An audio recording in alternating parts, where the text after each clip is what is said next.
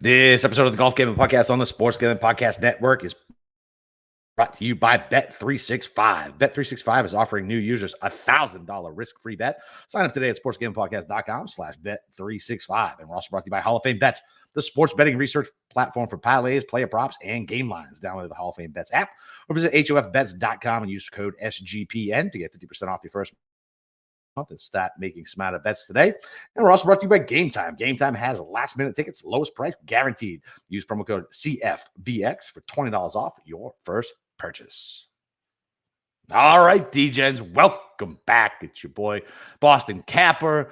We actually have Steve on the program this week. He decided to grace us with his presence. We're talking about the Butterfield Bermuda. Yay. Steve, what's up, buddy? I mean, I just went through a hellacious week at home. So, but yes, it's good to be back on this show. Everybody's now healthy. I'm telling you what, when an infant gets COVID, it is probably the worst thing. It's the worst. I can't imagine. So, yeah. So like I guess she's 7 now. So I guess she was either 5 or 4 when she got it. And that was fucking terrible. I can't imagine a goddamn kid, like a top, like an infant. Ugh.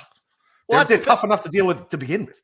Well, that's the thing, is you have set up around the entire home stations for said infant, and said infant also needs constant care.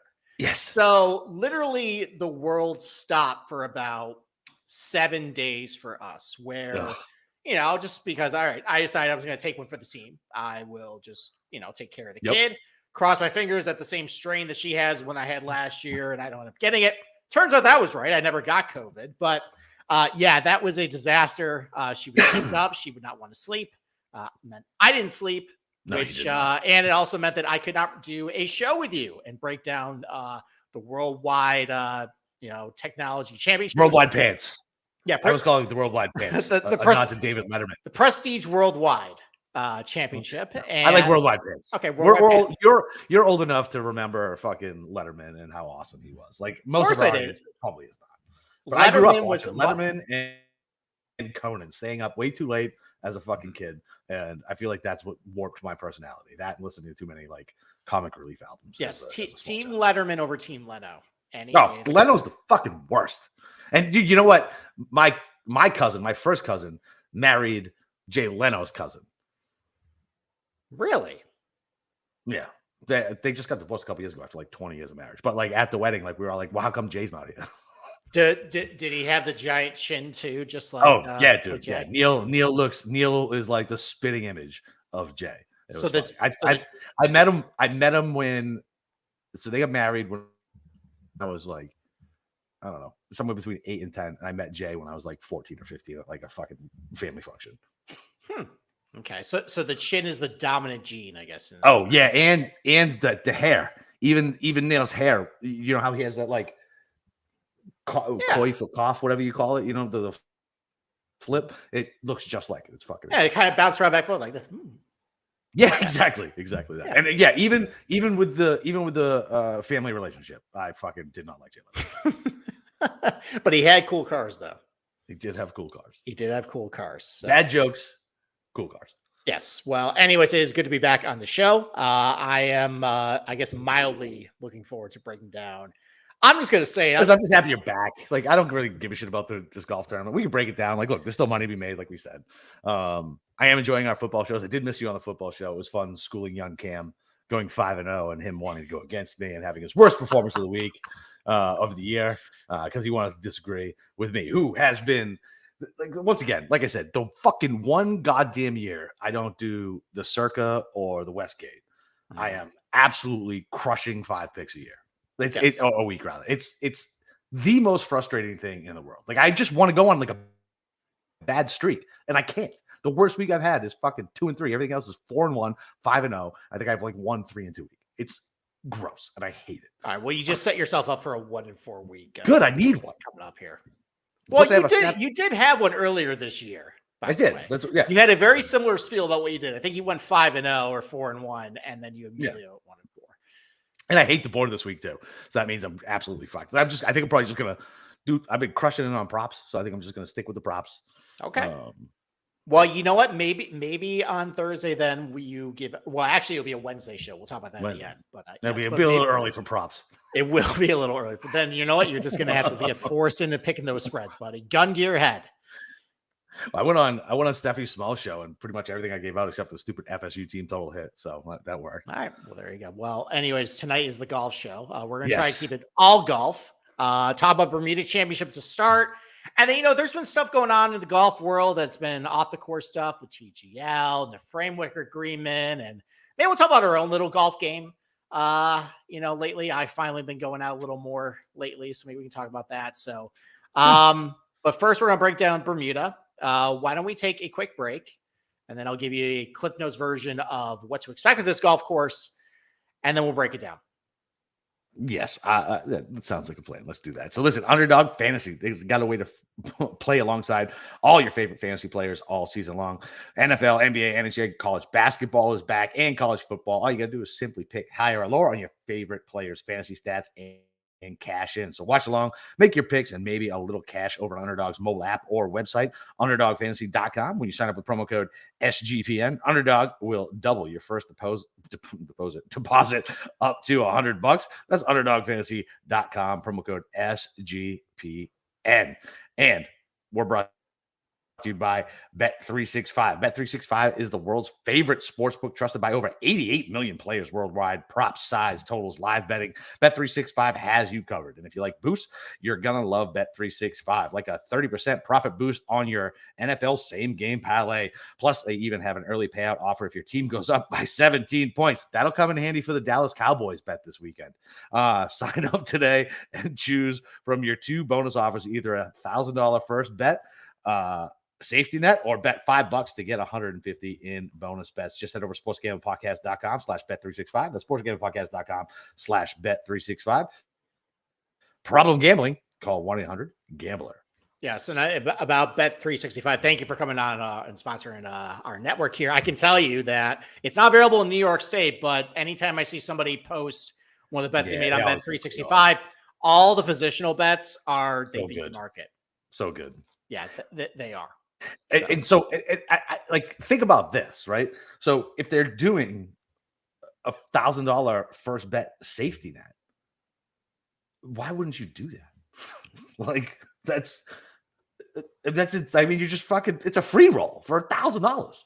Mm-hmm. Yeah, why wouldn't you do it? That's how they hook you. I mean, like, that's how it really is with all these books. They try to get first one's free, kids. Yeah, there you go. So, and then you're betting hockey and betting over on goals like you do every single night now. All right. Listen, I had a good fucking Monday. So whatever. You did. Okay. Oh, and Andy honored it. Oh, Cam did? No, not Cam. Cam's not my fucking bookie. The local. Oh, okay. I thought you were talking about a side bet you did with Cam. No. But he didn't even give me any pushback. He's like, oh, my bad. Boom, credit. Isn't that nice? Yeah. And so, like, I had a same game parlay, first TD. I just missed another same game parlay by one stupid carry on Eckler. Hit a bunch of single game props. I'm telling you, I'm seeing this prop market really good. It's fucking weird. Like, man, I don't know. You're really touting yourself for this NFL show. That is not tonight, by the way, because you. I know. I'm just excited. It's fucking. It was a good Monday. It's fucking Tuesday. All right. Let's put real money on something called the Butterfield Bermuda Championship. All right, well, let's bring you down. All right, real actual U.S. dollars. Bermuda. So, well, before I do this, actually, the course is gorgeous. The course is beautiful. Well, that's why I wanted to talk about, because my wife and I have been thinking about the next big, just adults only vacation we're going to go to. And it's probably going to be Bermuda, to be perfectly honest. Okay. Yeah. I mean, like, so we went to the Canary Islands for our honeymoon. Bermuda is very similar, right in the middle of the ocean there. Yep. And it is beautiful. You're right. The golf course is right on the ocean there.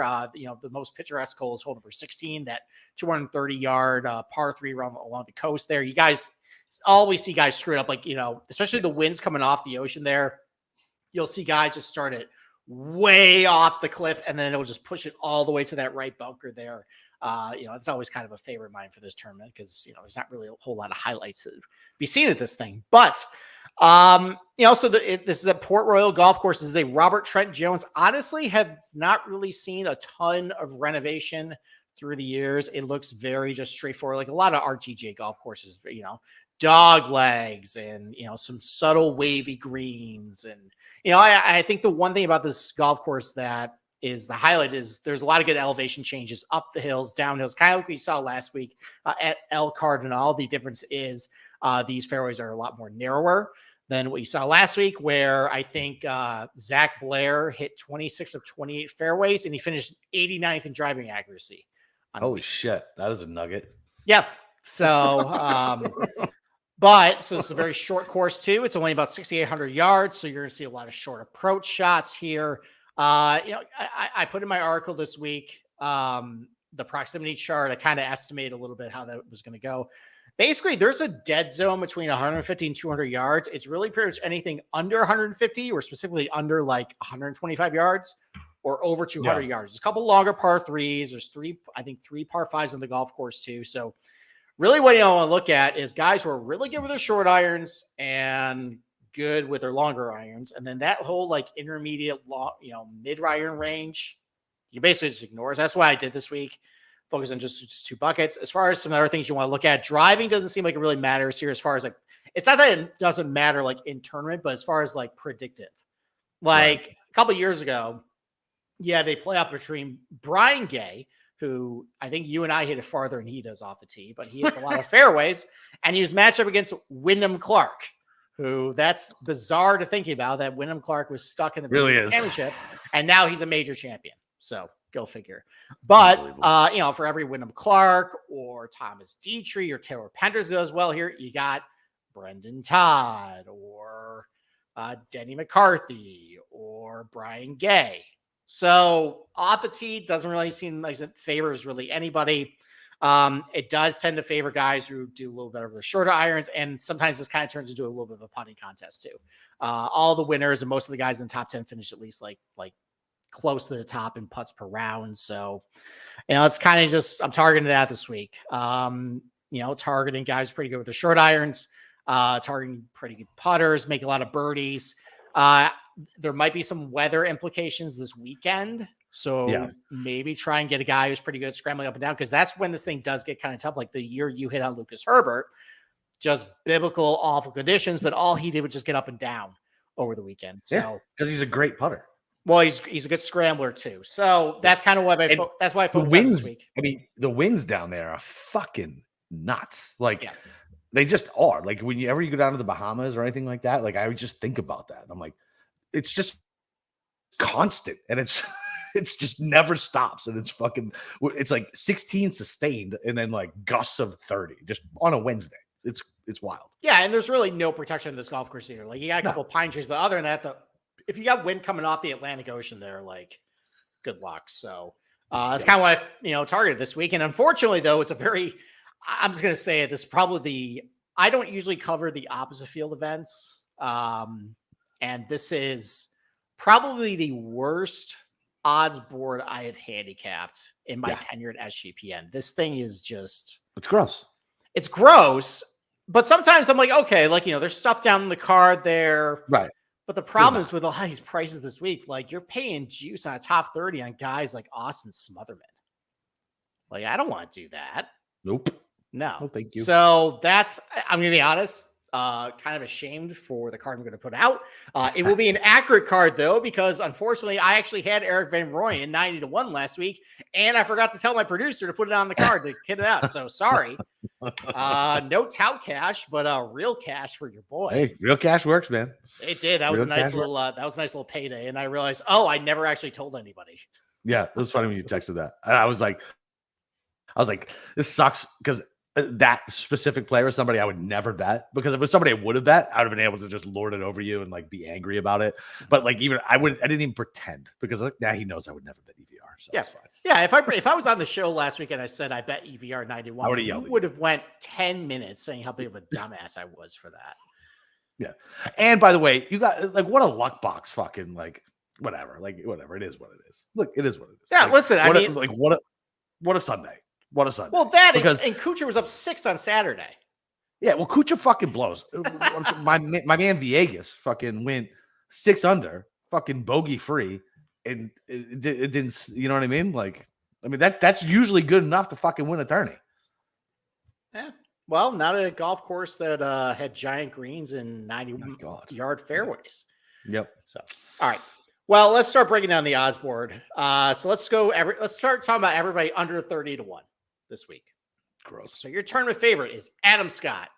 Right now on Bet365, he is 16-1. And then you got a bunch of guys who are around like 18-20-1. So you got Brendan Todd, former winner here, 18-1. Hasn't played in a month, but he did play pretty well for it. Akshay Bhatia. This is Todd type of course too. Oh, you just want to talk about? You want to just get right into Todd right now? No, I'm just saying this is like a Todd type of course. Like I was just like it was literally jarring to me when I opened up the odds board and I was like, what? Why is Brendan Todd in the top 5 favorites? I like he is coming off, I think, a 4th place finish at Fortnite. He is a former winner here. Yeah. So yes, that's very bold. It's a perfect Todd. That's a bold statement for you to make. That as a Brendan Todd golf course, a golf course he's won at. Fuck off. I know. Didn't you miss me? We got Akshay Bhatia at 18-1. Your favorite guy, Alex Noren, 18-1. And then you got Dietrich at 20-1, who's just a teeth. Why is Dietrich 20-1? Because he finished. That guy he finished second. He finished second last year. That's why. Did he win? I wish he won because I bet on him. No, exactly. He never fucking wins. No, he finishes T32 all the time. All the time. Mm-hmm. But yeah, let's put him fucking 20-1. A guy who's never fucking won. As somebody who's wasted money on Dietrich, like I started last year just stopping. Like I had to stop. He's done. I targeted him in one of my 2 matchups. Okay. All right. Well, but right next to him, you got Alex Smalley, 20-1. Is it a home game for him? Because I mean, Bermuda's like 400 miles off the coast of Carolina, and he went to Duke, so it could be a home game. Why not? Okay. Lucas Glover, 20-1. Herbert, I think that's actually mispriced. You mispriced in which direction? Too high or too low? The wrong way. It should be lower based on. It should be like he should be more towards the top of the board. The guy won back-to-back PGA events. Like this is the type of course that he's good at. He doesn't know what wick away gear is yet, but like there was arguments for him to be on the Ryder Cup, and now he is going against Pendrith, the Ear, Noren, and like guys who don't fucking win. And this guy's a proven winner. Like, listen, I don't know if I want to bet him at 20 or 22-1, but I just think the number is wrong. Does that make sense? I tend to agree with you. He was the last guy off my card. Yeah. Like, so I might actually have room for him and I might bet him just because like I said, I only have 3 outrights. And I definitely have room. And so I just think the price is wrong, right? Based on he's 20-1. I know, where do you think he should be? I know, but it's all relative. Like 12-1. I don't think he should be 12. No, but he should be with Adam at fucking 16. Adam Scott. What the hell? Scott's won what? Fucking 3-4 years ago on tour. Okay. When was the last time Adam Scott actually won something? He won at Riviera. How long ago was that? 2020. Oh, so fucking 3 years ago, about to be 4 years ago. Okay. Like, do you know what I mean? Like at some point, like it doesn't matter what his skill level is. Adam Scott, he is on record saying he doesn't give a shit about any events other than like 7 or 8. You think he gives a fuck about the Butterfield Bermuda? Actually, I'm going to stop you there. He actually does give a shit about the Butterfield Bermuda. Why? Okay, well, I'll tell you why. So if he really didn't give a shit about, there's no reason why he shouldn't be here other than the fact that he wants to win. A vacation for him and the wife. No, he wants to get into that top 60 for the FedEx in order to get the all right, fair. Yeah, so right now he's he's like 82nd right now, and he's not in the field next week. So, I mean, if you want to talk about golf courses Lucas Glover's good at, like technically Adam Scott would be good at these types of golf courses too. Like, I mean, he almost won Wyndham a couple years ago. So you look at what he's good at. Good from under 150, good around the green. He's actually turned into a good putter. He's got high birdie rates. And listen, like we kind of said similar things about like Seamus Power last year. We did. Yeah. And he ended up winning. Yeah. And even like even Denny McCarthy, we're like Denny McCarthy is favorite and he ended up finishing 3rd. So I don't know. And thinking back to Pebble, like let's say about Pebble Beach, like back in the regular season, you had Justin Rose, hasn't won in a while. That was a dog shit field too on a similar type of golf course, and he ends up winning. Yeah. So I actually got Adam Scott 18-1, and I actually bet it because I'm just going to be perfectly honest. He's one of the few guys who actually checks a lot of boxes as far as what I'm looking for in this golf course. So I thought 18, considering like what? Thomas Dietrich is 2 basis points behind him. Akshay Bhatia is 2 basis points behind him. Like Adam Scott has done, like, what has he done recently? So he sucked at Zozo, but he finished top 10 at Wentworth. He was 7th at Wyndham. Like, yeah, I can't hate an 18 or even a 16-1 based on the field he's going against. Yeah. Do you know what I mean? Like I there's no way I can shit on it. It's just, it's tough for me to bet a guy who hasn't won in 3 fucking years. I mean, none of these guys. The only guy who's won recently is but Akshay at an opposite field event and Glover. Everybody else is, and Luke List. Lucas won. And Lucas. No, that was 2 years ago. Okay, it's fucking sooner than 3. Okay, all right, it's 2 years ago. So look, there's not many winners in this field. Okay, no, that's fair. No, and Adam Scott has done what? 5th at Quail Hollow, 8th at Craig Ranch, 9th at Memorial, top 20 at Travelers, 7th at Wyndham. So you make me fucking bet Adam Scott. I don't like. I mean, you don't have to bet Adam Scott. I know, but what you said made sense, and I don't like it. Yeah, I mean, he has a reason to win this week. So otherwise, he's going to be stuck playing like the Palm Springs Classic, whatever the hell they call the Honda next year, or Sony, because he's not getting into any of those events. Fuck. Fine. Yeah. All right. I'm going to look at it. I'll see what. All right. Otherwise, I mean, I hate you. Why? I hate you so much. Why? Okay. All right. Well, otherwise, you got Brendan Todd. I did not bet Brendan Todd to win, but like a top. What's his top 20? I got him at plus 120. I think he's down to like plus 110. Whatever. That's a fucking solid bet. Yeah. I'll take that. I actually agree with you with Glover as well. Kind of along similar lines, like really good from under 150. I think the reason why he got left off my betting card though is because if it gets a little windy over the weekend, he's not the best scrambler. I was about to say his scrambling ability is not. Yeah, he isn't, but he could get off to a good start. So maybe first on leader. Yeah, that's an option. The first bet I made this week though was Pendrith. At 25-1. Me too. There you go. Listen, he should have won this tournament. I actually bet on him a couple years ago when he should have won. I think he ended up putting it in the water, but he's coming off some good finishes. You finished like top 10 Shriners. I think he was 15th last week.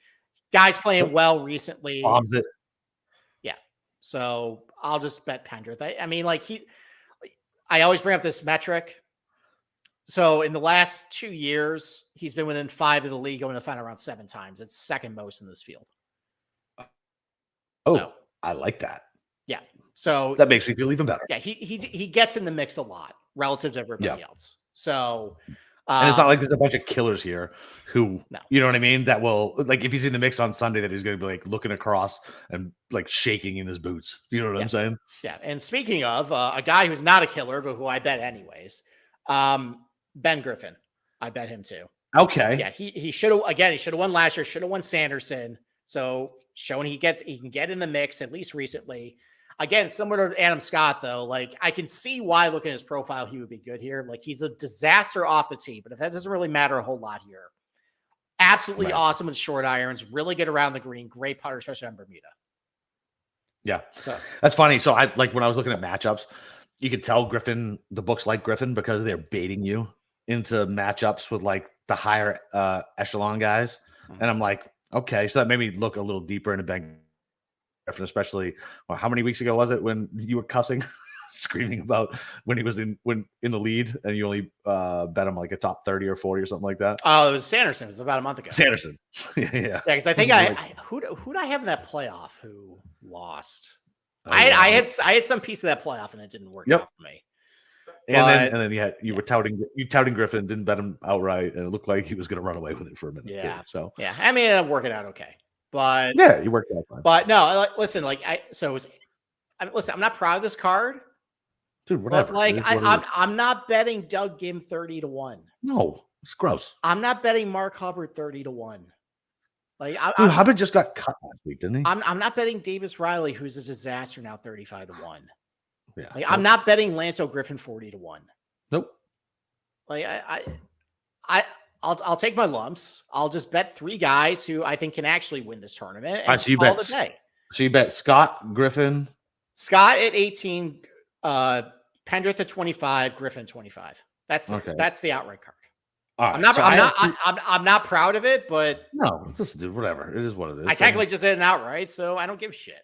Yeah, fuck it. Yeah, and look, so I have two longer shots on my cards though, but I'm gonna end up probably adding those two. But before I talk to you and have you laugh at my 2 longer outrights, talk to you guys about game time. Listen, holidays are coming up. You're going to be flying somewhere. Families are going to be flying in. You're going to need something to do to, entertain Aunt Millie. So if you got a sports team in town, or you got a Broadway show or some sort of comedy club, Game Time is where you need to get your tickets.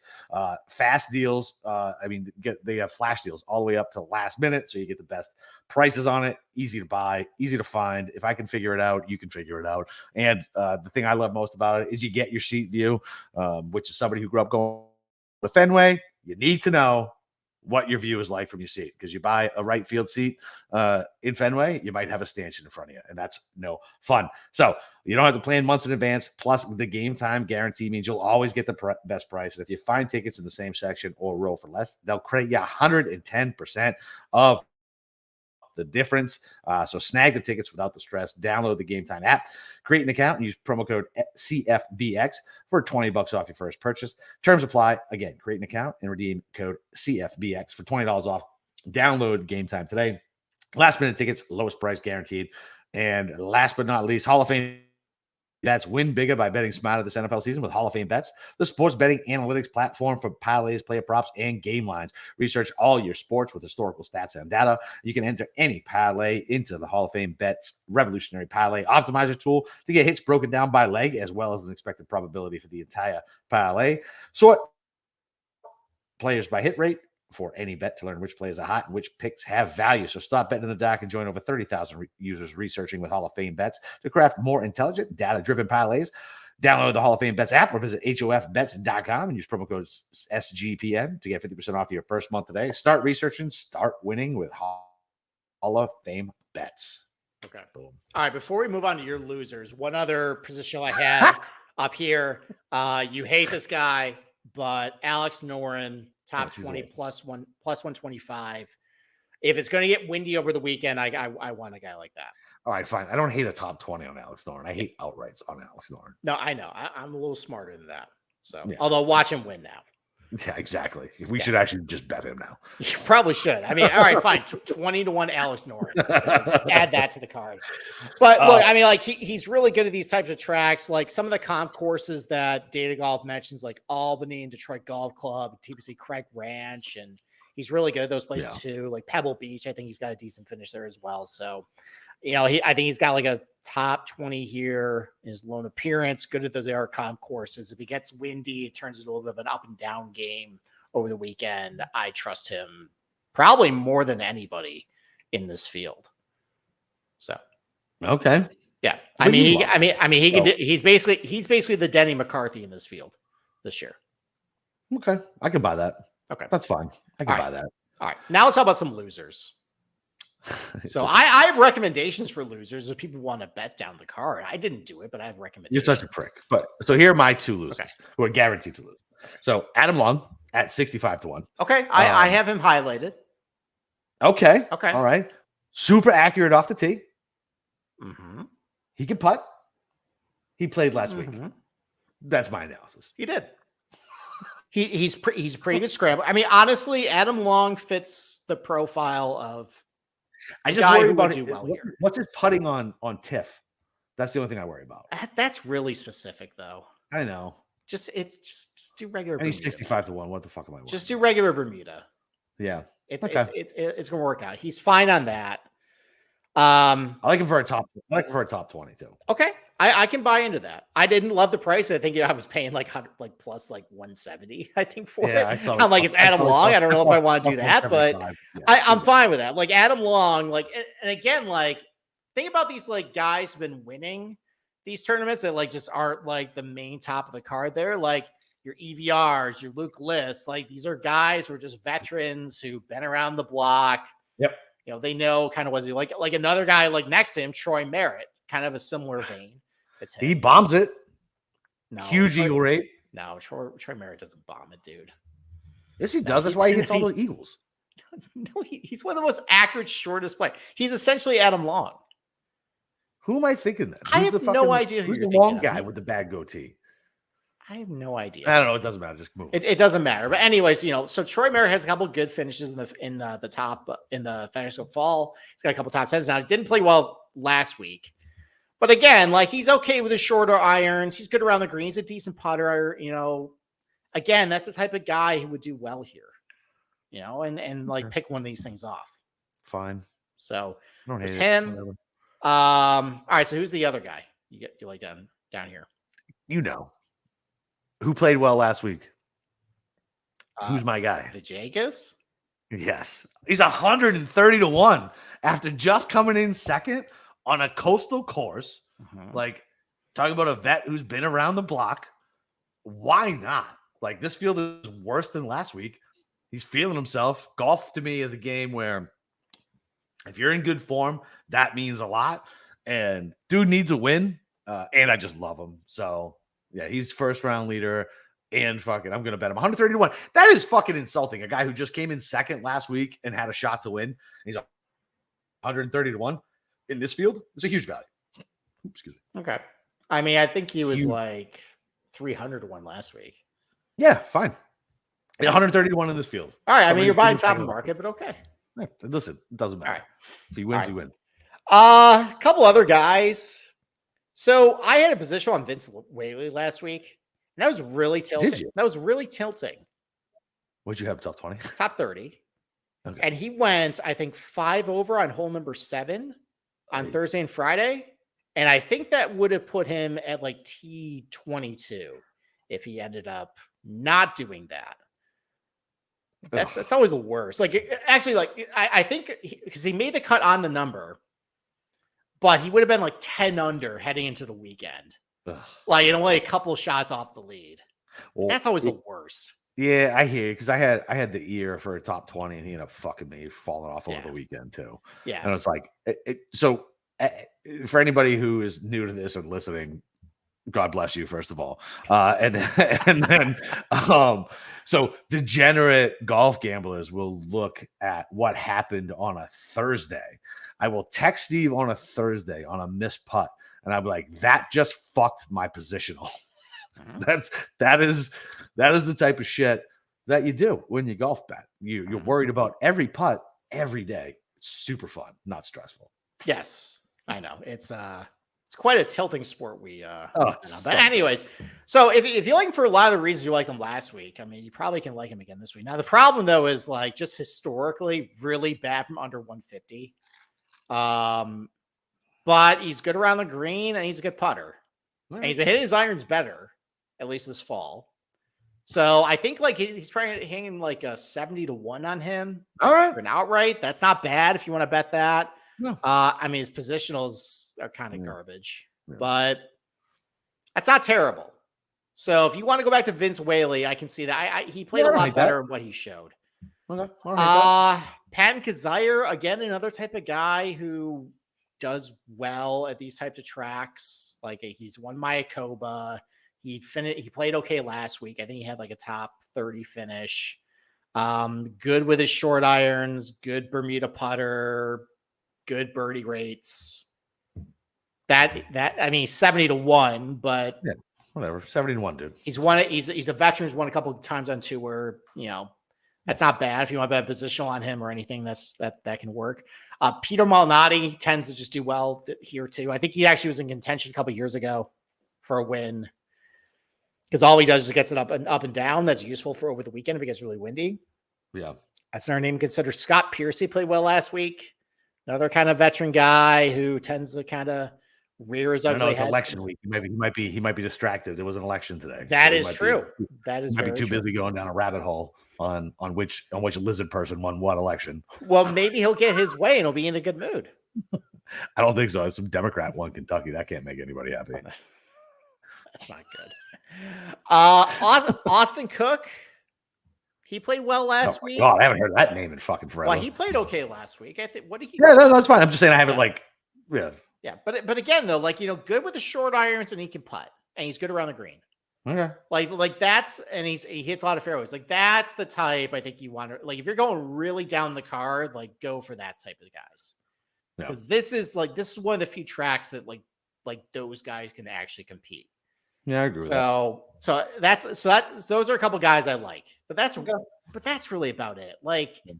I'm seeing on my sheet here, Kevin Tway's around these guys, the corpse of Charlie Hoffman's around these guys. You only play him at Waste Management. Ryan Armour, what the hell happened to him? I used to bet him for a position every single week. What the hell is he doing down here next to David Lingworth? Max McGreevy, the guy I always shit on, he's down here. No thanks, man. Yeah, that's good. We're good. You got any other bets, any matchups or anything? No. No. All right. So I took two matchups, just short and sweet. I took Glover over Dietrich for everything we already talked about. Okay. And then I took the ear over Luke List because I'll take my guy who can putt versus List, who got his win already in the last fucking 12 months, to him to revert back to missing every fucking cut and sucking until 8 months from now. Yeah, but didn't he make a putting adjustment? I don't know. I don't really care. I think that's why. I think that's actually ended up why he won Sanderson, because he fixed something. I like betting my guy. It worked out last week, so I'll take it again. All right, that's fine. That's all I got for that's fine. This. What do you want to talk about TGL? We know whatever you want, man. So, all right. So for the listeners, that's the end of the betting segment. We're just going to kind of ramble about what's going on with golf right now. I had some thoughts to you last week about, I had to get things off my chest about just the state of. You had to rant. You had to rant. It was a rant, and I actually possibly ended up posting this on Reddit as well. These thoughts. All right. So let's do dealer's choice, because they all are kind of related anyways. Do you want to talk about TGL? Sure. Do you want to talk about FedEx Cup Fall? Or do you want to talk about coverage and how the PGA Tour is actually offering their product right now? The PGA product is just beating a dead horse at this point. Everybody who would listen to this podcast, and if you're new, the PGA blows at coverage and promoting their sport. The absolute fucking nut low. They do not care about the consumer at all, especially the people who create content for it. It's beating a dead horse at this point. I'm fucking sick of talking about it. It's never going to change. It's just not. It's just not going to change. So that's beating it. Let's talk about TGL. Well, because that to me. Okay. I just want to call out their hypocrisy. Okay. Yeah. Their company line of why they don't offer ShotLink when they go to these international fall events. Bullshit. Okay. This is what they say. And this was the company line for Mayakoba. Okay. First of all, it's a foreign country. There's language barriers. And I kind of get it for Mayakoba. It's in the middle of a jungle. It's not easy to get Wi-Fi hotspots. Okay. Fine. That resort they were at last week was very nice. Yes. And it is very easy to set up Wi-Fi hotspots on a wide open golf course on a hill that is ultra luxurious, that has anything you could ever want. If you ever stay at those resorts, there's no language barrier because they all speak English perfectly because they're all hosting tourists. Yep. And all you really need to do is just show these guys to point a laser and click a button on a tablet, and you're done. That's really all that's involved in this. And the fact that and this is actually a transition to the TGL that we're going to talk about now. They're putting so many resources and efforts into a virtual golf league that when they just neglect their actual product, and FedEx Cup Fall too, the whole point of it, it's a failure to me because they're trying. It's all about keeping your card and Survivor, like none of that is on the broadcast. Like I have absolutely no idea who's on the cut right now. As far as like who's trying to get in, like they don't feature any of these people. It isn't just a total failure. And and like this whole TGL thing is, let's just call it for what it is. It is supplemental income because they don't want these guys going to take the PIF money, which that framework agreement is going to fall apart. And so that's all it really is at this point. And it bothers me that the house is crumbling and you're trying to figure out how can I renovate the garage? Yeah, it's rearranging the fucking deck furniture on the Titanic. Yeah. It's just it's like it's such low-hanging fruit to people to just offer like, okay, what are these guys actually doing on the course? Because all you're doing is just offering 3-hour broadcast window. And don't tell me the fact that like you can't have PG Tour live there in a foreign country, because you do it for the Mexico Open too. You figure it out then. So look, I mean, they have to deal with ESPN Plus. Like the ESPN Plus, like people who are watching ESPN Plus are not your 70-year-old grandpa falling asleep on the couch. It's fucking people who are interested in what's going on a Thursday in a golf tournament. Mm-hmm. You know how many people who do that? Not many. So at least give us a nod. Like like you said, like it's at least in this miserable fucking fall swing. Don't give me a vignette about somebody, but hey, look, Joe Schmo here needs to finish 63rd to keep his card, right? Let's how's he doing? You know what I mean? Just something so minimal. Or talk about like some tournament matchup. Like these people don't know how to talk bets. They don't know what people actually give a shit about. It's when you said it's a complete failure, I was like, oh no, that's the correct way to talk about it. It's a complete fucking failure. And the fact that I didn't even think about it, they're putting the PGA is putting resources into watching Justin fucking Thomas hit a ball into a fucking net, and then you got Rory fucking. Did you watch that press conference? How he's going to connect with the Boston fans, even though they're never going to do an event in Boston. Mm-hmm. What? What are you talking about? Like, so all these city and team names, they're not even going to do an event in these cities? What? Like, how stupid is this? This is the dumbest shit ever. I said I'd watch the first one, like it was like XFL Curiosity. I will not watch a fucking second of the TGL. I refuse. I absolutely fucking refuse. It's going to be insanely bad. Like the announcers are going to be bad. It's going to be cheesy as fuck. These guys they're going to be hitting balls into fucking nets like it's winter time in New York and you got to go to the indoor range and you go play Pebble Beach with your buddies. Mm-hmm. That's what I want to watch on fucking TV. Yeah. Get the fuck out of here. I can't believe these John Rahm is so smart. Be like, oh yeah, I'm not going to do it. Yeah. It's unbelievable. Who's going to watch this shit? Who's going to watch? I think it's asinine and it's an insult to the fucking viewers. And like, again, you want to bring new golf fans in? Okay, so this is how you're going to do it? I don't fucking think so. Mm-hmm. I'll tell you who's going to watch it. It's anytime Tiger's on. Because that's the only time people are going to actually tune in. Other than that, though, like who is tuning in for like the Max Homa team versus the Justin Thomas team? No one like that. Like no, to watch him hit balls into a net. Hit balls into a net. No, like and honestly too, like so they're doing it in the middle of crunch time in the lead up to the Masters too. Like, does it make more sense to maybe have this in the fall on like a Wednesday when nothing is going on for golf at this point, and it maybe do it like pre-recorded where, you know, listen, like you can kind of set up some things that maybe are a little fake, but it can be more entertaining. Yep. Like, because they're gonna miss some stuff with live, like maybe they miss like some off the hand comments or something like that. Like maybe they actually kind of set stuff up and have actually add production value. Like it's just well, these crybaby golfers didn't even want the full swing, whatever the full drive, whatever the hell it's called, in the fucking Ryder Cup locker room. So you know they're not gonna want any live off the cuff fucking remarks. That Colin Morikawa video is the fucking stupidest fucking thing I've ever seen. Unbelievable. This means more to me than the Ryder Cup phone call. Oh, I had no idea this phone call was coming with a camera in my face. Fuck. Dude, this fucking league steps on its dick more than any other professional league And that's saying a lot because MLB can't get out of its fucking own way. Trade deadline. Did you know the trade deadline of the MLB or the free agency period in MLB started last night? Did you know that? I saw a headline on ESPN. That it started. You know what happened? No, what Absolutely happened? Nothing. Great. Because the sport is fucking stupid. Every other league gets all excited about trade deadlines, free agency periods. Fucking people are moving, signing everywhere. MLB, nah, we're good. We're just gonna sit here.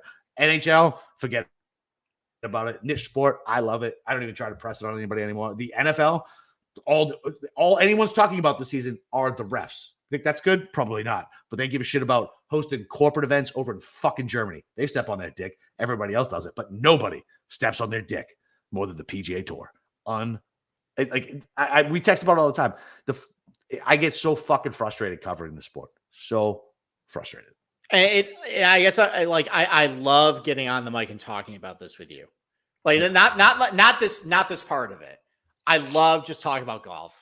Yeah. I love talking about golf courses. I love talking about just the drama of a tournament building throughout the 4 days. And it's just like all the attention in golf right now, and all really cares about is not what's actually happening on the PGA Tour. It's what's happening off of it or all these side projects. And it could be, this product could be so much better. Oh my God. And they wouldn't even have to do much to make it that much better. That's the most frustrating thing.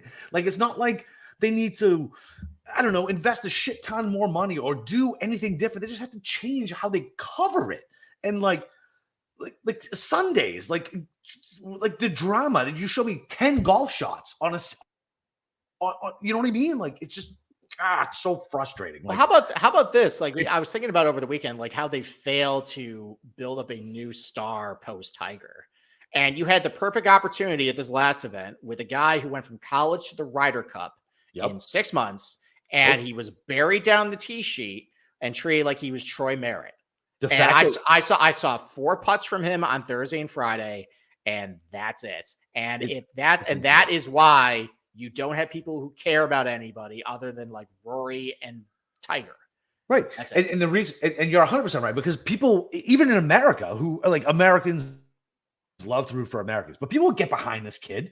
You know what I mean? Ludwig, they would absolutely get behind this kid. He's smart.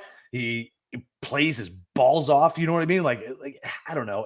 So they always want to push some cookie cutter asshole out who wears boat shoes and has a bad fucking haircut and went to fucking Alabama.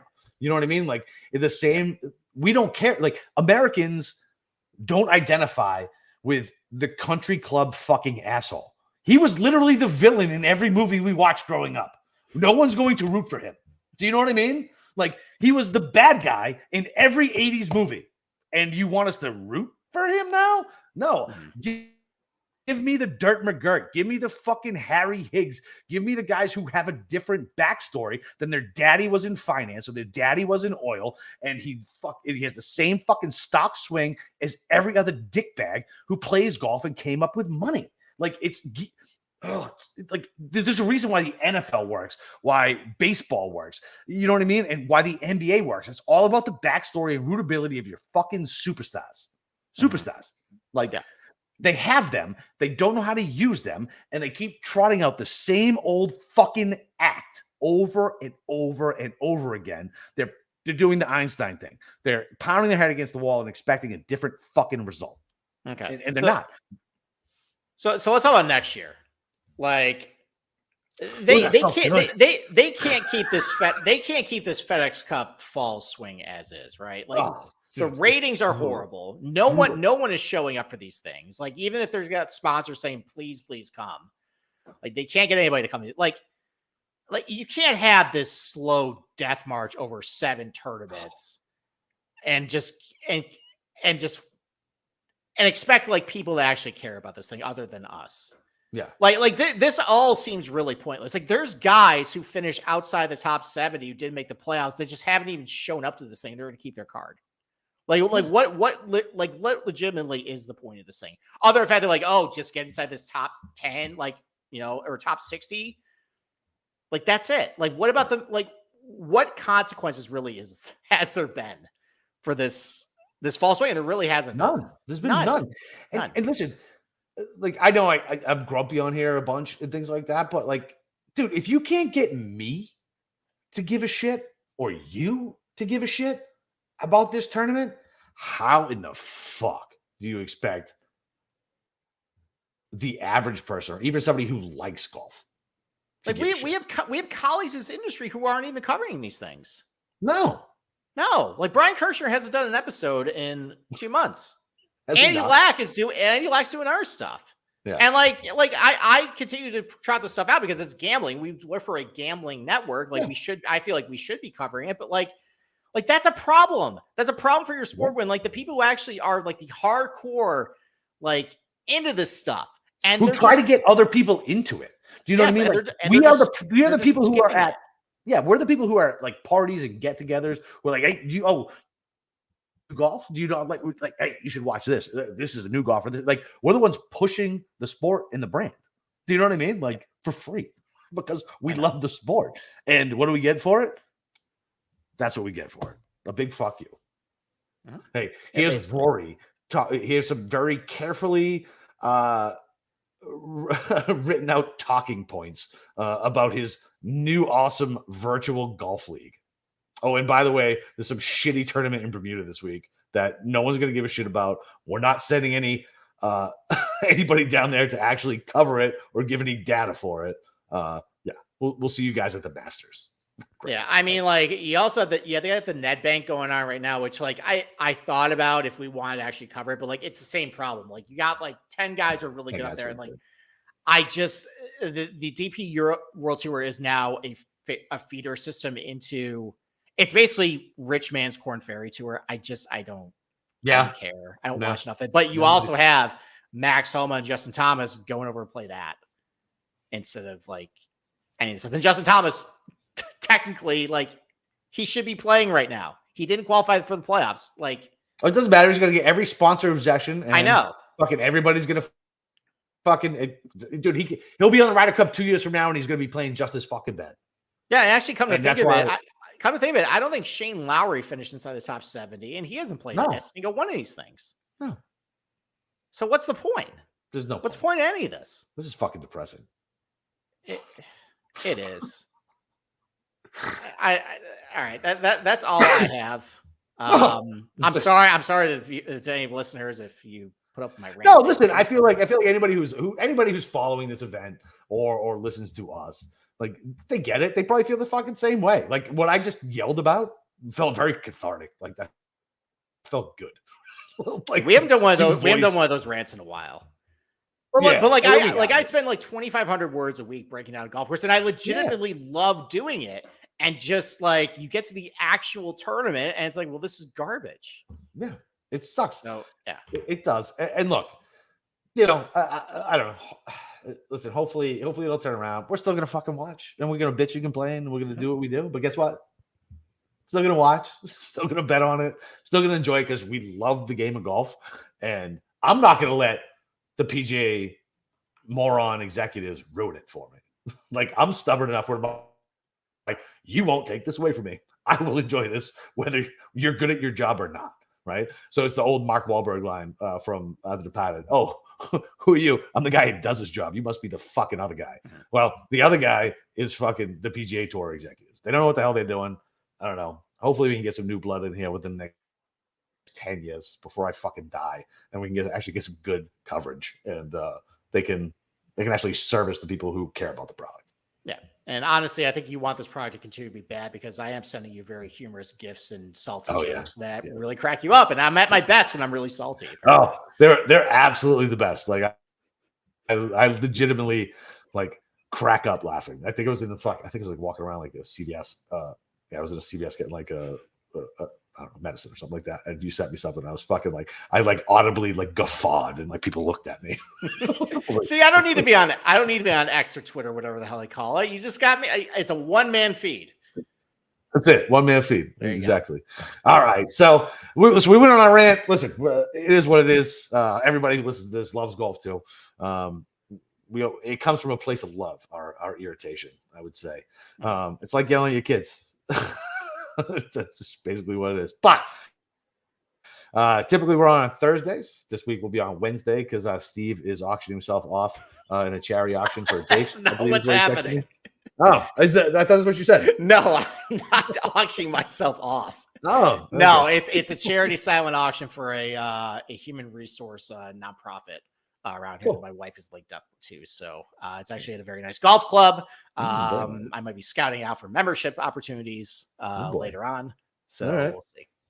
Nice. All right. So we'll be back on Wednesday to give our NFL bets. And listen, if anything changes between now and then, we'll touch on the golf tournament too. If anything changes, if we want to make any more picks or anything like that, if anything pops up. But other than that, go to Bet365, go to SGPN Patreon. Don't forget to go rate and review. I guess that's saying that at the beginning of the show. And other than that, see you guys tomorrow night.